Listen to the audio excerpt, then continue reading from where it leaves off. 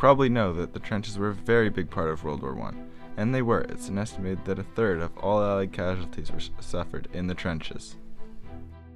But it's much more complicated than just two continuous holes in the ground stretching from the North Sea to Switzerland. Trenches are basically just holes in the ground that you hide in so you don't get shot. The idea of digging into the ground for protection from the enemy is not a new idea or unique to World War I. The trenches were a much more complicated system that consisted of 3 rows.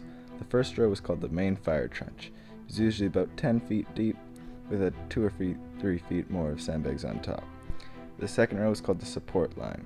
Along it there were dugouts, which were holes dug into the ground which could fit 3 to 4 soldiers or a telephone position. The third row was the reserves, connecting the rows with the communication trenches, and probing out from the main fire trench were further trenches called saps. They ended in somewhere in no man's land as listening posts.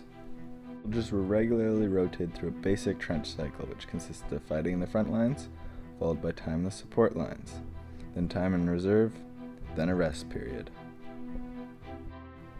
And the daily trench routine went something like this. An hour before dawn, soldiers were woken to stand to, meaning be on high alert for an enemy attack.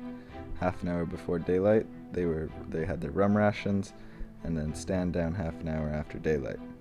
Then breakfast after 8 a.m., clean themselves and weapons, tidy the trenches, then noon dinner, sleep in downtime at 5 p.m., tea, then stand to half an hour before dusk, exactly the same as before, then stand down half an hour after 6, and onwards into the night to work all night, and then with some time for rest periods.